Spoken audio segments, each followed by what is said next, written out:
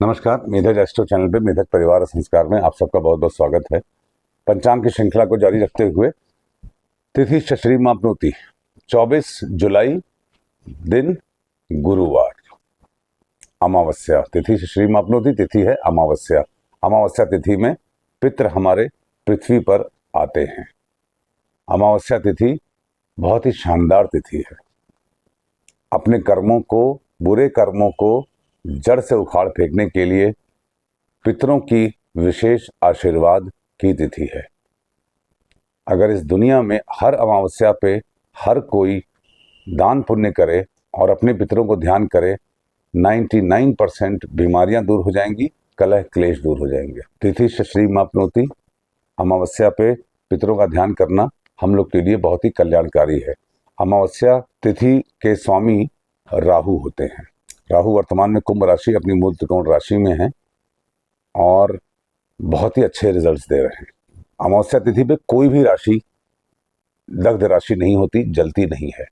अमावस्या पे चांद देखना पितरों की विशेष कृपा दिलाता है। चंद्रमा को देखें, ओम श्रांग श्रींग श्रौं श्रौं सह चंद्रमसे नमः। चंद्र इस मंत्र के उच्चारण के साथ, ये मंत्र आपको बीज मंत्र चंद्रमा का इंटरनेट पे भी मिल जाएगा, गूगल पे भी। आप चंद्रमा का बीज मंत्र डालिए, ओम श्रांग श्रींग श्रौं सह चंद्रमसे नमः।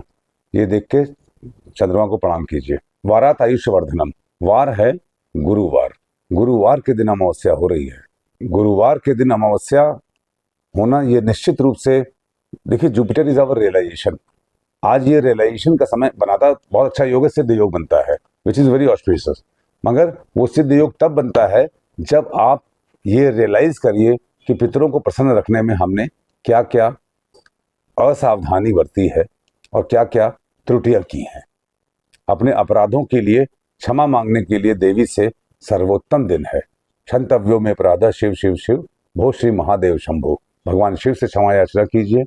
देवी से क्षमा याचना करने के लिए मत समय पातकी नास्ति पापग्नि तत्समः नहीं एवं ज्ञात्वा महादेवी यथा योग्यम तथा कुरु। हे देवी, हमारे अपराधों के लिए हमें क्षमा करें और यथा योग्य निर्णय करिए और हमें शक्ति प्रदान कीजिए ताकि हम अपने कर्म फल को भोग सकें। इस कामना के साथ, इस संकल्प के साथ अमावस्या में आप अपने पितरों के प्रति नमन हो जाइए। भोजन का दान करना, लंगर लगवाना, कपड़ों का दान करना, किसी भी प्रकार से पितरों को आपके जो भी कुछ पसंद था वो कार्य करना, उस प्रकार के वस्तुओं का दान करना श्रेयस्कर होगा। नक्षत्रात् हरते पापम। नक्षत्र देखिए, मैं छोटा छोटा बता रहा हूँ, बताने को तो बहुत कुछ है। गुरु मिथुन राशि में अतिचारी हैं, वार के स्वामी। अपने डिजायर्स को बहुत ही कंट्रोल करना पड़ेगा। मिथुन राशि ड्युअलिटी की राशि है, इंटेलिजेंस की राशि है, क्रिएटिव थिंकिंग की राशि है और मिथुन राशि कुंडली में जहां होती है वो हमारे मूलतः स्वभाव को दर्शाती है। गुरु अतिचारी इसमें है, ये कह रहे हैं कि आप अपने मूलतः स्वभाव की जो कटुता है उससे मुक्ति पाने का प्रयास कीजिए। ज्योतिष को पढ़ना, सुनना, श्रवण मनन कीर्तन, पंचांग को पढ़ना, सुनना, उस पर मनन करना और उसका प्रचार करना श्रेयस्कर होगा। नक्षत्रात् हरते पापम। नक्षत्र पुनर्वसु नक्षत्र है। पुनर्वसु नक्षत्र में आदित्य का नक्षत्र है। Cat has 9 lives. 9 बार कष्टों से बच जाने का दम देती है ये नक्षत्र। चंद्रमा इस दिन इस नक्षत्र में, पुनर्वसु नक्षत्र में जब चंद्रमा होते हैं तो वेद होता है उत्तराषाढ़ा। उत्तराषाढ़ा नक्षत्र पे यदि कोई है प्लैनेट आपका, तो ये आपको चैलेंजिंग स्थितियां देगा। और शरदोभद्र के अनुसार जब पुनर्वसु नक्षत्र होता है तो उत्तरा फाल्गुनी, मूल और पूर्वा भाद्रपद नक्षत्र इक्वली एक्टिवेट होता है। अर्थात उत्तरा फाल्गुनी में कोई प्लैनेट हो, मूल में हो और पूर्वा भाद्रपद में हो। आप देखिए मूल भी एक्टिवेट हो रहा है। मूल सेंटर पॉइंट है हमारे कर्मों का, स्वर्ग और नरक को भोगने का जो रेफरेंस पॉइंट है वो मूल नक्षत्र है। मूल नक्षत्र देवी नैऋति का नक्षत्र है। ये डायरेक्ट रिलेट करता है हमारे कुल देवता और कुल देवी से। अपने कुल देवता और कुल देवी की सेवा करना सबसे बड़ा उपाय है आज का। और ये उपाय क्या है, ये जीवन शैली में हमें करना ही चाहिए, क्योंकि कुछ तो हमें प्रत्यक्ष होते हैं कर्म जो कि दर्शाते हैं, कुछ अप्रत्यक्ष कर्म हैं जो कि हमें नहीं मालूम चलते। कर्म 4 प्रकार के होते हैं: संचित, प्रारब्ध, क्रियामान और आगम। संचित वो कर्म जो हमने अनेकानेक जन्मों में किए। प्रारब्ध वो कर्म जो अनेकानेक जन्मों के कर्मों को हम इस जन्म में भोगेंगे, वो है प्रारब्ध कर्म। क्रियामान कर्म वो जो हम चलते फिरते अननोइंगली करते रहते हैं, जैसे नहाना धोना, खाना पीना, चलना, अननोइंगली हम सारे काम कर रहे हैं। आगम कर्म वो हैं जो हम संकल्प के साथ करते हैं अपने किए हुए पापों से उऋण होने के लिए, मुक्ति पाने के लिए।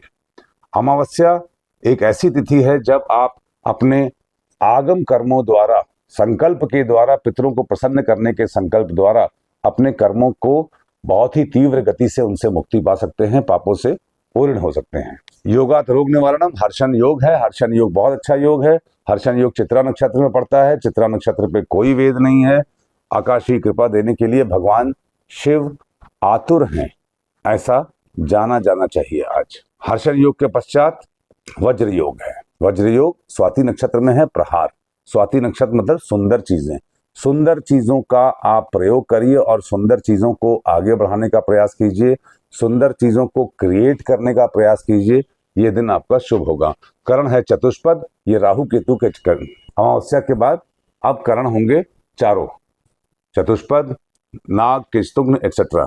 ये राहु केतु के नक्षत्र हैं। राहु केतु मतलब फोकस, फोकस मतलब संकल्प का फोकस, पितरों की पूजा, पितरों का ध्यान, पितरों की सेवा, इस संकल्प के साथ ये करण बताते हैं। करण हमें करणात् कार्य सिद्धिश्च, फोकस्ड कार्य करेंगे तो हमारे कार्यों की सिद्धि होगी। गुरुवार को पुनर्वसु नक्षत्र है, सर्वार्थ सिद्धि योग है। गुरुवार को अमावस्या है, सिद्धि योग है। This day is free from all afflictions. आज के दिन पितरों को आई लव यू बोलिए, उनके सेवा कीजिए और उनके साथ अपने आदर सम्मान की अभिव्यक्ति कीजिए, किसी भी रूप में उनको अच्छा लगेगा और आपको वो आशीर्वाद देंगे।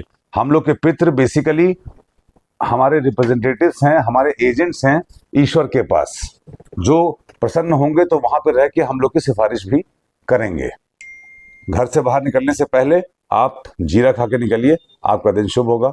Thank you very much.